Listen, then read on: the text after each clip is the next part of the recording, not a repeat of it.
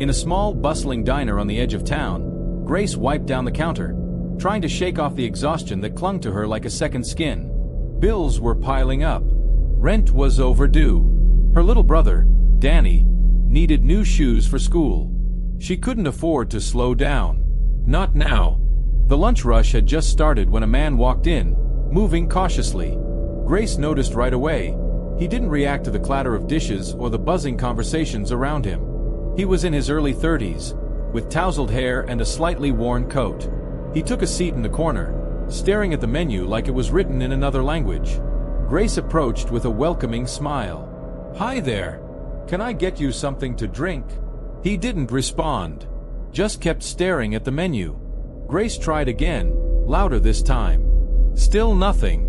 She glanced at the other customers, sensing their judgment. Then it clicked. She noticed the hearing aids tucked behind his ears. She pulled out a notepad, quickly writing, "Hi, I'm Grace. What would you like to order?" The man's eyes lit up. He smiled, visibly relieved, and wrote back, "Coffee, please.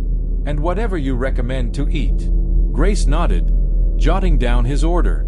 She made sure to check on him frequently, always writing instead of speaking. She even drew a little smiley face on his bill, hoping to make his day a bit brighter. But not everyone in the diner was as kind.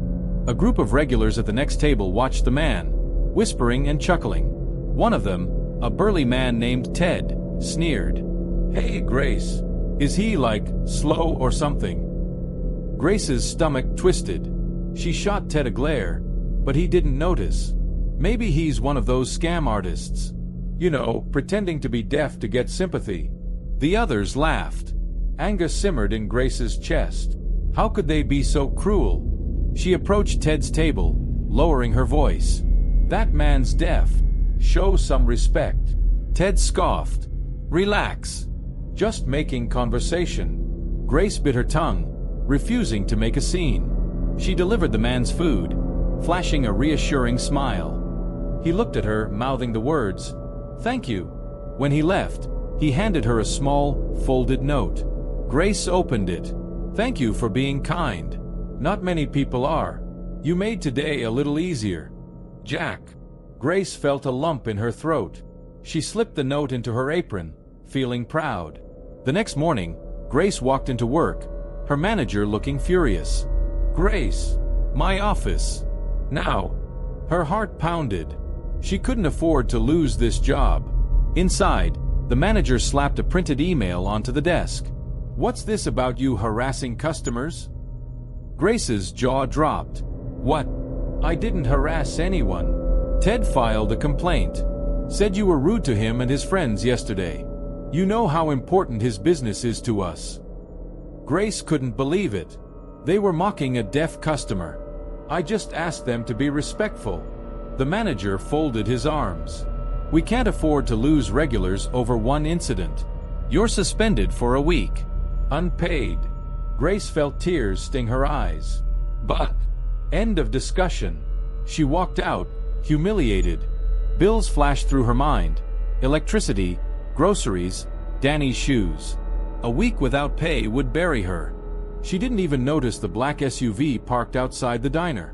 Not until the door opened and the deaf man, Jack, stepped out, along with another man in a tailored suit. "Grace." Jack's voice was quiet but clear. She stopped, confused.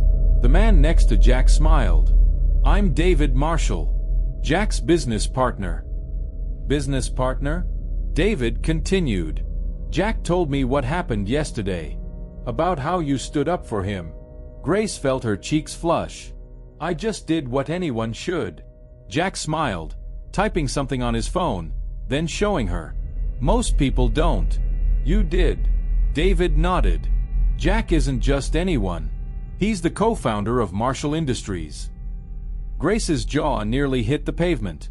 Marshall Industries, the tech giant that funded half the town's projects? David continued. "We came to offer you a job. Jack needs an assistant, someone reliable, compassionate, and fluent in sign language. After hearing how you treated him yesterday, he insisted it be you." Grace's mind raced. An assistant job? At a top company? But I don't know sign language. Jack typed again, handing her the phone. I'll teach you. You've already proven you have the most important quality. Kindness. Tears welled up. Are you serious? David nodded. You start Monday. Full benefits. And a salary that'll make your diner paycheck look like pocket change. Grace was speechless. Ted walked out of the diner, spotting the scene. He sneered. What's this? Begging for tips on the sidewalk now. David's gaze hardened. You should be careful who you mock. You might just end up on the wrong side of a story. Ted scoffed and walked off, oblivious to the truth. Jack patted Grace's shoulder, smiling warmly. Welcome to the team, David said. Grace couldn't believe it. One act of kindness had just changed her life. As she walked to her car, Grace couldn't help but glance back at the diner. Ted was arguing with the manager about a broken coffee machine. Grace just smiled. That night, Grace received a message from an unknown number. Not everyone's happy about your new job. Watch your back. Her heart pounded. Was someone trying to sabotage her chance at a better life? Grace's heart pounded as the officers searched her small apartment. They combed through every corner, moving her modest belongings aside. She couldn't believe this was happening, accused of a crime she didn't commit. One officer lifted the old couch cushion, and there it was, a bundle of cash wrapped in a crumpled diner receipt. The officer's eyes narrowed as he turned to Grace. Ma'am, can you explain this? Grace stammered, her voice trembling. I've never seen that before. I swear. Someone must have planted it. The other officer looked skeptical, exchanging a glance with his partner. Ma'am, we'll need you to come down to the station for questioning. As they escorted her out, Grace's neighbors peeked through their windows, whispering. Her hands shook as they cuffed her, and her thoughts raced. How had it come to this? Who would set her up like this? At the police station, they questioned her relentlessly. Why would Ted accuse you? Do you have any enemies at work? Can anyone vouch for your whereabouts during the alleged theft? Grace insisted on her innocence, but doubt crept in. Would anyone believe her word against Ted's? Her new job at Marshall Industries flashed before her eyes. Would Jack hear about this? Would David still support her? After hours of questioning, they finally released her with a warning, but the humiliation burned. As she walked out, she spotted Jack waiting outside. Relief flooded through her, but embarrassment kept her from meeting his gaze. He signed slowly, his face full of concern. Are you okay? Grace nodded, forcing a shaky smile. It's a misunderstanding. Someone's trying to ruin me. Jack hesitated, then pulled out his phone to type a message. Saw the news online. Don't worry, we'll figure it out. News. Grace's heart sank. It was already online. As they drove back to her apartment, Grace couldn't help but feel overwhelmed. Everything she'd worked for, her reputation, her chance at a better life, was slipping away. The next day at work, the atmosphere was tense. Colleagues whispered behind her back, and a few avoided eye contact. David called her into his office, his face serious but sympathetic. Grace, I believe you, but the company's image is at stake. We're launching an internal investigation. For now, I'll have to put you on leave. Her stomach dropped. Please, David. I didn't do it. Someone's framing me. He sighed. I know, but we have to follow protocol. Take some time off. We'll sort this out. As she packed up her desk, tears threatened to spill. Jack appeared by her side, giving her a gentle pat on the shoulder. He signed carefully. Don't give up. Truth will come out. Grace wanted to believe him, but the weight of uncertainty crushed her. On the way home, she couldn't help but notice a familiar car trailing behind hers. Was it just paranoia? Or was someone watching her? That evening, as she tried to unwind, another text popped up from the unknown number. Quit the job, or the next accusation will be worse. Fury boiled inside her. She dialed the number, but it went straight to voicemail. She typed out a message. Who are you? Why are you doing this? No reply. The next morning, Grace woke up to loud banging on her door. She opened it cautiously, and her landlord stood there, angry. I can't have the police coming around here. You're attracting trouble. You need to move out by the end of the week. Grace's legs felt weak. Please, I didn't do anything. It's a setup. He shook his head. Not my problem. You're out. Desperation clawed at her chest. Where would she go with Danny? As she stood in the doorway, trying to process it all, her phone buzzed with another message. You should have stayed at the diner. You're not cut out for the big leagues. Her mind raced. Ted was behind it. He had to be. But how was he orchestrating all this? Just then, she received a video message from an unknown email. She opened it, her hands trembling. The grainy footage showed someone entering her apartment while she was at work. Someone in a hoodie, planting the cash under the couch. Grace squinted, trying to make out the face, but it was covered. Her heart raced as the camera angle shifted, catching a glimpse of the person's hand. A tattoo of a snake wrapping around the wrist. Grace's mind flashed back to the diner. One of Ted's friends had that exact tattoo. Could it be? Was Ted orchestrating this, using his friends to set her up? Grace's fingers shook as she forwarded the video to Jack and David, adding a brief message. I think I found proof. Please help me. Just as she hit send, another text appeared. You shouldn't have done that.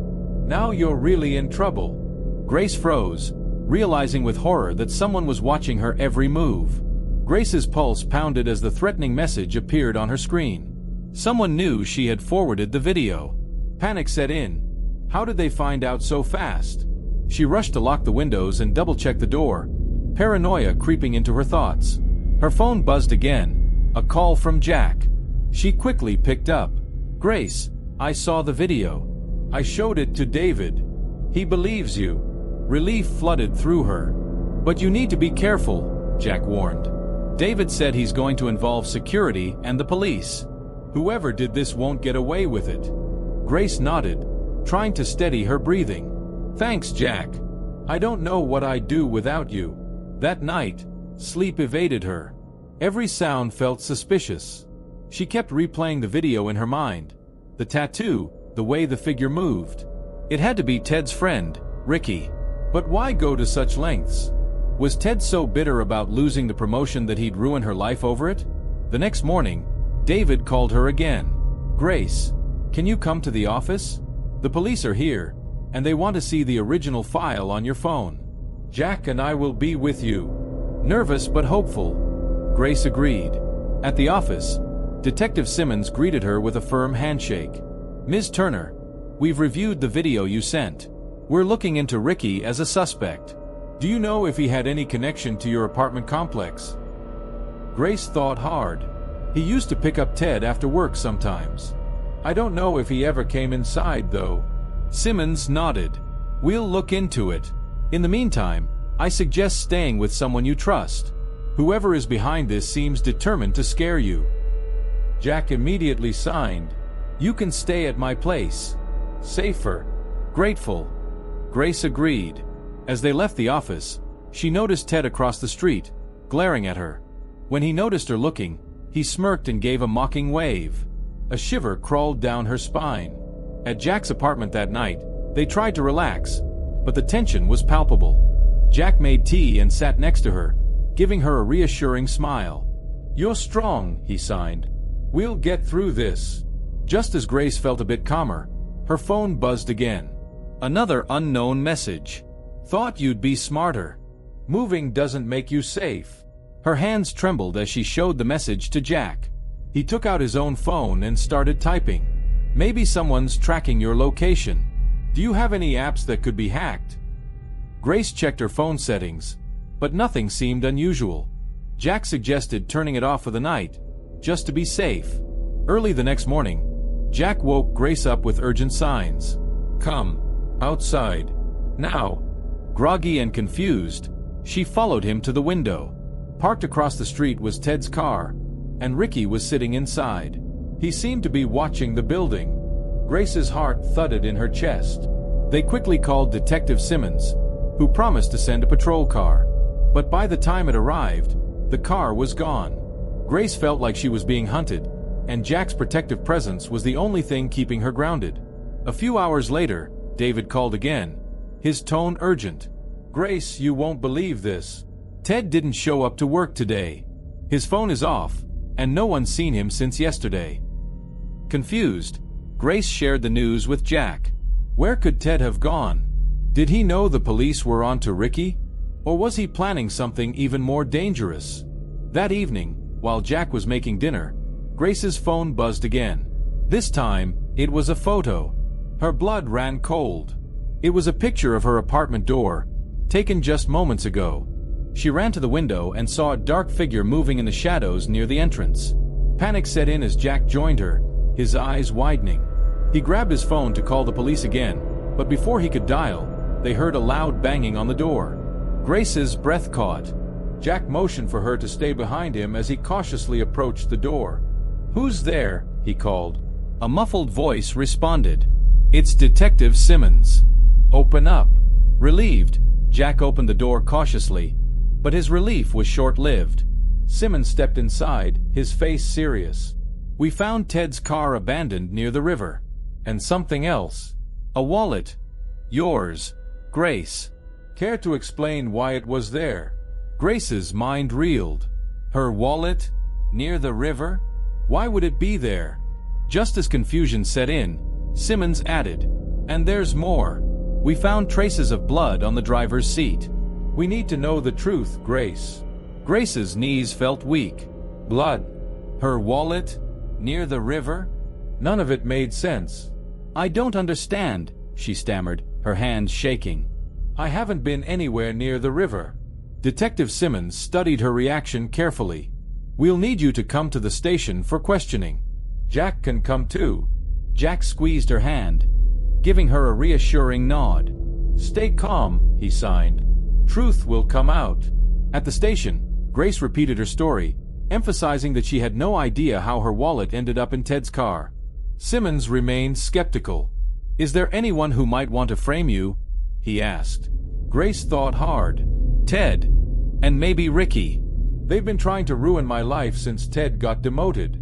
As she spoke, another officer entered the room, whispering to Simmons. His expression changed from suspicion to surprise. He leaned forward.